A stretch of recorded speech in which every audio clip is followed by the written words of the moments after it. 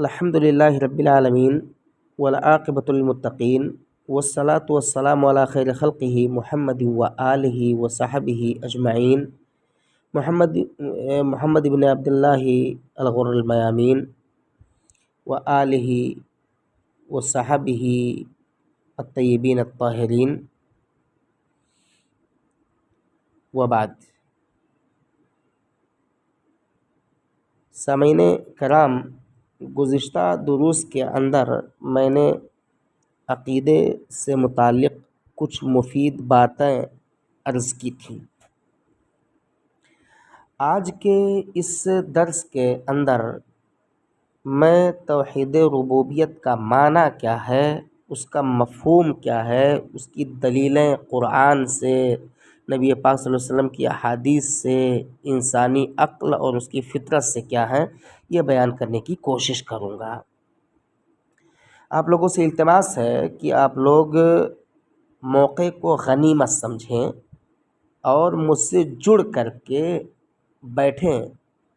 آپ لوگوں کی تعداد کم ہے، آپ لوگ سوچتے ہوں گے کہ ہم چند لوگ ہیں، ہم کو بیٹھا کر کے درس دیا جا رہا ہے۔ اس کے تعلق سے آپ پریشان نہ ہوں، یہ آپ کے سوچنے کی چیز نہیں ہے۔ ایک بات جان لیں کہ حق بات کہنے والے، اچھا کام کرنے والے، اچھی باتیں سننے والے کم ہی رہتے ہیں۔ بہرحال آپ کم ہیں، اس کا ملال آپ کو نہیں ہونا چاہیے۔ بس آپ یہ عزم کر کے بیٹھیں کہ اگر آپ میں کچھ کمی اور کوتاہی ہوگی تو اس کی اصلاح فرمائیں گے، اور اللہ رب العالمین سے مومن بندہ بن کر کے مومن بندے کی شکل میں شرف ملاقات سے روز قیامت بہرور اور مفید ہوں گے۔ سامعین کرام، آج کا یہ درس ہے توحید ربوبیت کا معنی کیا ہے، اس کا مفہوم کیا ہے، اس کی دلیلیں قرآن سے، سنت سے، انسانی عقل و فطرت سے کیا ہیں، سب بیان کروں گا انشاءاللہ۔ بڑی مختصر انداز میں بیان کروں گا، آپ لوگ بیٹھیں، بس 10 سے 15 منٹ کے اندر انشاءاللہ میں درس کو ختم کروں گا۔ سب سے پہلے آپ کو لغت کے اندر ربوبیت کس کو کہتے ہیں یہ جاننے کی ضرورت ہے۔ لغت کے اندر ربوبیت کا معاملہ یہ ہے کہ یہ مصدر ہے، اور جس فعل سے مصدر ہے وہ فعل ربابہ ہے، اور اسی سے اللہ رب العالمین کا پیارا نام الرب ہے۔ گویا ربوبیت یہ اللہ رب العالمین کی اہم، عظیم اور بابرکت صفت ہے۔ اللہ رب العالمین کا نام اور ربوبیت اسی ربابہ سے ہے۔ رب کلام عرب کے اندر جب بولا جاتا ہے، یعنی اہل عرب جب رب کہتے ہیں تو وہ مختلف معانی پر مشتمل ہوتا ہے، اس سے مختلف معنی مراد لیتے ہیں۔ مالک کے معنی میں رب کو استعمال کرتے ہیں، جیسے آپ اپنے گھر کے مالک ہیں، فلاں اپنے گھر کے مالک ہیں، کوئی کسی مدرسے کا مالک ہوتا ہے، کوئی کسی سوسائٹی کا مالک ہوتا ہے وغیرہ، تو یہ مالک کے معنی میں مراد لیتے ہیں۔ دوسرا معنی ہوتا ہے السید المطاع، ایسا سردار جس کی اطاعت کی جائے، جس کی بات کو مانا جائے، تسلیم کیا جائے۔ ایک اور معنی المصلح،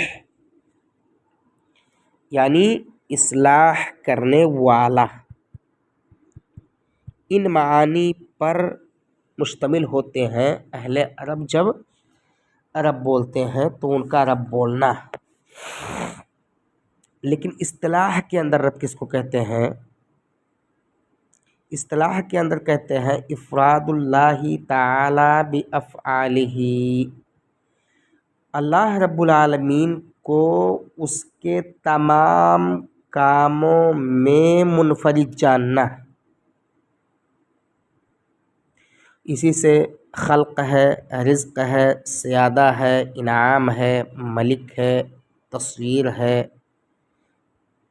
یا اس ملک ہے، تصویر ہے، عطا ہے، منع ہے، نفع و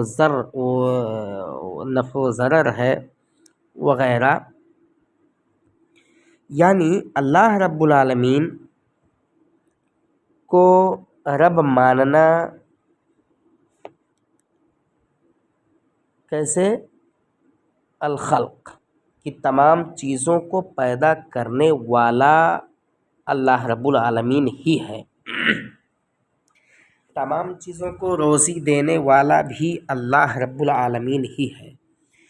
انسانوں کو مارنے اور جلانے والا بھی، یعنی زندگی عطا کرنے والا بھی اللہ ہی ہے. نفع و نقصان کا مالک بھی اللہ ہی ہے. ہر طرح کی بادشاہت اسی کے ہاتھ میں ہے. وہی معاملات میں تدبیر کرنے والا ہے اور اسی کے فیصلے سے دنیا کا نظام چلتا ہے. اسی کا فیصلہ ہے. اس کے علاوہ کوئی اس کا کسی بھی چیز میں ساجھی اور شریک نہیں ہے. اللہ رب العالمین جو کچھ کرتا ہے وہ اس میں یکتا ہے، منفرد ہے. اسی وجہ سے کہا جاتا ہے کہ جب بندہ رب کی ربوبیت پر ایمان لائے تو اس کے مکمل رب ہونے کو تسلیم کرے کہ ہر چیز میں یہ منفرد ہے، ہر کام میں یہ منفرد ہے. بعض لوگوں نے توحید الربوبیت کی اصطلاحی تعریف کی ہے: افراد اللہ تعالیٰ فی الخلق والملک والتدبیر. خلق، پیدائش کے اعتبار سے اللہ رب العالمین منفرد ہے، لوگوں کو پیدا کرنے کے اعتبار سے. والملک، بادشاہت کے اعتبار سے کہ اللہ رب العالمین ہی بادشاہ ہے. تدبیر، لوگوں کے معاملات کو حل کرنے میں، انسانوں کا امتحان لینے میں اور ان کو آزمائشوں سے دور کرنے میں اللہ رب العالمین یکتا ہے. اب یہاں یہ جو 3 مسئلے بیان کیے گئے خلق میں، اب آپ لوگوں کے ذہن میں ایک بات آ سکتی ہوتی ہے کہ یہ موبائل ہے، یہ مائکرو فون ہے، ان سب کا بنانے والا یہ ایک انسان ہے. یعنی انسان کو بھی خالق ہونے کا وصف حاصل ہے، اس کی صفت حاصل ہے. بادشاہ ہوتے ہیں ملکوں کے، ان کو بھی بادشاہ کہا جاتا ہے. نظام چلانے والے لوگ ہوتے ہیں، ملکوں کا نظام چلانے والے بھی انسان ہوتے ہیں، تو وہ بھی مدبر ہیں. ایک بات آپ سمجھ لیں کہ تمام چیزوں کو پیدا کرنے والا یہ اللہ رب العالمین ہے. جی ضرور آپ کی بات درست ہے، لیکن آپ یہ بتائیں کہ جس انسان نے اس موبائل یا اس مائکرو فون کو بنایا ہے، اس کا بنانے والا کون ہے؟ اللہ. دنیا کا نظام چلانے والے بادشاہ ہیں ضرور، لیکن ان بادشاہوں کا بادشاہ کون ہے؟ وہ اللہ. اللہ رب العالمین نہ چاہے یہ نظام نہیں چلا سکتے ہیں. یہ اپنے ملکوں کی تدبیر، اپنے ملکوں کے مسائل حل کرنے والے ہیں. لیکن کیا جب تک اللہ رب العالمین نہ چاہے کوئی بندہ اپنے ملکوں کے، اپنے گھر کے، اپنے ذات کے، اپنی برادری کے، اپنے پاس پڑوس کے، اپنے بیا کے، اپنے ماحول کے مسائل کو حل کر سکتا ہے؟ ہرگز نہیں. تو یہاں سمجھنا چاہیے کہ ہر چیز کا خالق اللہ رب العالمین ہے، ہر چیز کا فیصلہ کرنے والا وہی اللہ رب العالمین ہے. ایک انسان پیدا کرتا ہے، جی ضرور. کیا جان پہنا سکتا ہے؟ ہرگز نہیں. مارنے کے بعد زندگی عطا کر سکتا ہے؟ ہرگز نہیں. لیکن وہ اللہ رب العالمین مارتا بھی ہے اور زندگی بھی عطا کرتا ہے، بیمار کر دیتا ہے، ایسی بیماریاں عطا کر دیتا ہے، لوگ نراش ہو جاتے ہیں اور ڈاکٹر جواب دے دیتے ہیں نہیں بچے گا آدمی، لیکن پھر اللہ رب العالمین اس کے اندر توانائی عطا کرتا ہے اور انسان بچ بھی جاتا ہے. تو سمجھنا چاہیے کہ ہر چیز کا رب یہ اللہ رب العالمین ہے. قرآن و سنت کو اگر دیکھتے ہیں تو اس میں بڑی ساری دلیلیں موجود ہیں. الحمدللہ رب العالمین، رب سورۃ الفاتحہ کے اندر سب سے پہلی آیت رب کا تذکرہ ہے.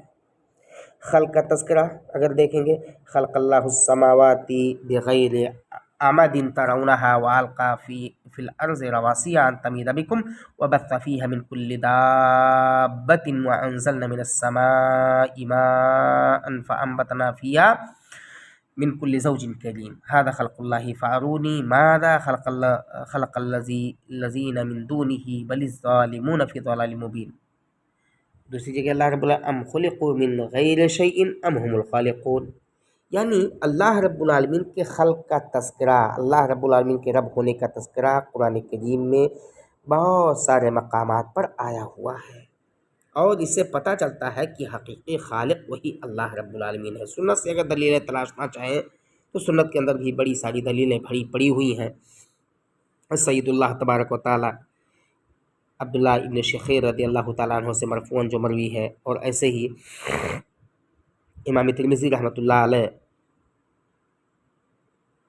وغیرہ نے نبی پاک صلی اللہ علیہ وسلم کی وصیت جو آپ نے عبداللہ ابن عباس رضی اللہ تعالیٰ عنہما سے کی تھی، اس میں ہے کہ وَعَلَمْ أَنَّ الْأُمَّةَ لَوْ اجْتَمَعَتْ عَلَىٰ أَن يَنفَعُوكَ بِشَيْءٍ لَمْ يَنفَعُوكَ إِلَّا بِشَيْءٍ قَدْ كَتَبَهُ اللَّهُ لَكَ وَإِنِ اجْتَمَعُوا عَلَىٰ أَن يَضُرُّوكَ بِشَيْءٍ لَمْ يَضُرُّوكَ إِلَّا بِشَيْءٍ قَدْ كَتَبَهُ اللَّهُ عَلَيْكَ رُفِعَتِ الْأَقْلَامُ وَجَفَّتِ الصُّحُفُ.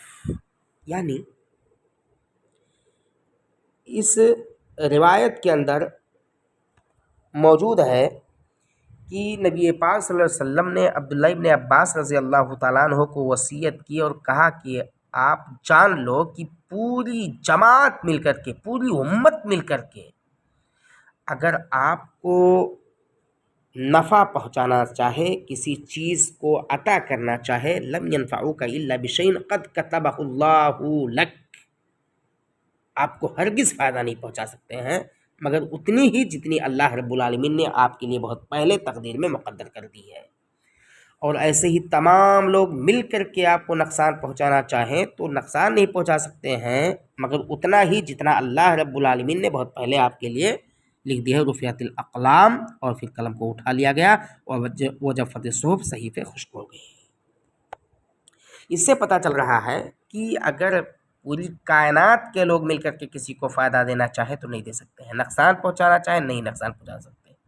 اگر فائدہ پہنچا رہے ہیں تو اتنا ہی وہ فائدہ پہنچا پائیں گے جتنا اللہ رب العالمین نے بہت پہلے لوگوں کی مقدر میں مقدور کر دیا ہے. نقصان پہنچانا چاہیں گے اتنا ہی نقصان پہنچا پائیں گے جتنا مقدر میں مقدور کر دیا ہے باری تعالیٰ نے. عقل کے اعتبار سے اگر ہم دیکھتے ہیں، انسانی عقول ہیں، اور عقل کے اعتبار سے اگر ہم دیکھنا چاہیں کہ اللہ رب العالمین ہی تمام چیزوں کا خالق ہے، مالک ہے، رازق ہے، تو اسے بھی ہم اور آپ بغور سمجھ سکتے ہیں.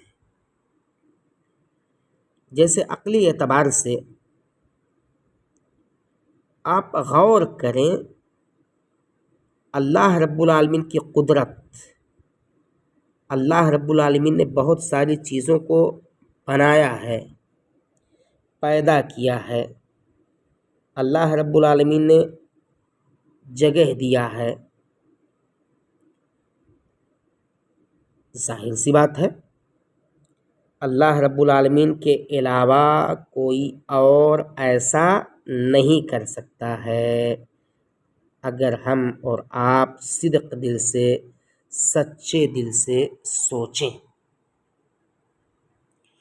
کیونکہ اللہ رب العالمین ہی ہر چیزوں پر قدرت رکھتا ہے، اور ہم اللہ رب العالمین کی آیات پر جب غور کرتے ہیں تو یہ نتیجہ ہمارے سامنے نکل کر کے آتا ہے عقلی اعتبار سے بھی کہ واقعی وہی اللہ رب العالمین ہی خالق ہے، وہی کل ہے، اور وہی ہمارے مسائل کو حل کرنے والا ہے، ہمیں پریشانیوں میں بھی گھیرنے والا، آزمائشوں میں مبتلا کرنے والا وہی اللہ رب العالمین ہے، اور ہر چیز پر اسی کو کنٹرول حاصل ہے، ہر چیز اسی کے کنٹرول میں ہے۔ اگر اس کی دیگر آیاتوں پر غور کریں، نشانیوں پر غور کریں، تو دو سب سے اشہر یعنی مشہور اور معروف طریقے ہمارے اور آپ کے سامنے نکل کر کے آتے ہیں۔ پہلا طریقہ یہ ہے کہ النظر فی آیات اللہ فی خلق النفس البشریہ وہو ما یعرف بدلالۃ الانفس۔ کیا مطلب؟ کہ انسانی روح کی تخلیق، انسانی روحوں کو اللہ رب العالمین نے پیدا کیا ہے، اور انسانی روحوں میں بھی اللہ رب العالمین کی نشانیاں غور کرنے سے ہمارے اور آپ کے سامنے ظاہر و باہر ہیں، جو دلیل ہے کہ اللہ رب العالمین اپنے رب ہونے میں یکتا ہے اور کوئی اس کا ساجی و شریک نہیں ہے۔ اللہ رب العالمین نے فرمایا وَفِي أَنفُسِكُمْ أَفَلَا تُبْصِرُونَ، وَقَالَ تَعَالَىٰ فِي موضع آخر وَنَفْسٍ وَمَا سَوَّاهَا۔ تو جب انسان اللہ رب العالمین کی اس عظیم کاریگری پر یقین کر کے بغور دیکھتا ہے، اس کے عجائبات کو سوچنے کی فکر کرتا ہے اور غور کرتا ہے، تو یہ بات نکل کر کے سامنے آتی ہے کہ یقیناً وہی وہ ذات ہے جو انسانوں کو پیدا کرنے پر قادر ہے، وہی وہ ذات ہے جس نے انسانوں کو ایک نطفے سے، اور پھر نطفے کو ایک علقہ سے، اور ایک علقہ کو ایک مضغہ سے، اور ایک مضغہ میں ہڈیوں کو پرونے والا اور گوشت چڑھانے والا وہی اللہ رب العالمین کی ذات ہے، اور اس کے علاوہ کوئی دوسری ذات نہیں ہے۔ گویا یہ بات واضح ہو جاتی ہے انسانی تخلیق پر غور کرنے سے کہ اللہ رب العالمین ہی ہے کہ انسان کو منی سے پیدا کرتا ہے، اور پھر اس منی کو لوتھڑے میں تبدیل کر دیتا ہے، لوتھڑے کو گوشت بنا دیتا ہے، اور گوشت پر ہڈی چڑھاتا ہے، اور ہڈیوں پر بھی پھر گوشت چڑھاتا ہے۔ یہ اللہ رب العالمین کی کاریگری ہو سکتی ہے، کوئی انسان ایسا نہیں کر سکتا ہے۔ دوسرا طریقہ یہ ہے کہ رب کی کائنات کی تخلیق پر غور کریں کہ اللہ رب العالمین نے اس کائنات کو بنایا، اس دنیا کو بنایا، ساتوں زمین اور ساتوں آسمان کو بنایا، اس پر بھی ہمیں اور آپ کو غور کرنا چاہیے۔ اور ایسے ہی ان آسمان کے اندر اللہ رب العالمین نے ستاروں کو بنایا، شمس و قمر بنائے۔ ایسے ہی اللہ رب العالمین نے بہت سارے پہاڑ کو بنایا، درختوں کو، ندیوں کو، نہروں کو، دن اور رات کو۔ یہ اللہ رب العالمین ہی کر سکتا ہے، اور اس کے علاوہ کسی اور ذات کا یہ معاملہ نہیں ہو سکتا ہے۔ تو ان ساری چیزوں پر غور کرنے سے جو بات واضح طور پر ہمارے اور آپ کے سامنے ظاہر ہوتی ہے وہ یہ کہ اللہ رب العالمین ہی کی ذات ہے جو تمام چیزوں کو پیدا کرنے والا اور بنانے والا ہے۔ اور اس کے تعلق سے بڑی ساری باتیں موجود ہیں، میں ان باتوں سے صرف نظر کرتے ہوئے آپ تمام سے یہ التماس کرتا ہوں کہ ہم اور آپ اللہ رب العالمین کی ربوبیت پر مکمل انداز میں ایمان لائیں۔ اگر کہیں کسی ساتھی، کسی بھائی کے یہاں کوئی شبہ ہو، کوئی اعتراض ہو، جو میرے درس کو نہ سمجھ سکا ہو، تو بعد میں بھی مجھ سے سوال کریں، انشاءاللہ میں اس کو تشفی بخش جواب دوں گا، جواب دینے کی کوشش کروں گا۔ اور انہی باتوں پر میں اپنی بات کو ختم کرتا ہوں۔ باری تعالیٰ سے دعا ہے کہ اللہ رب العالمین ہم تمام لوگوں کو ان تمام باتوں پر عمل کرنے کی توفیق دے، آمین۔ وآخر دعوانا ان الحمدللہ رب العالمین، والسلام علیکم ورحمۃ اللہ وبرکاتہ۔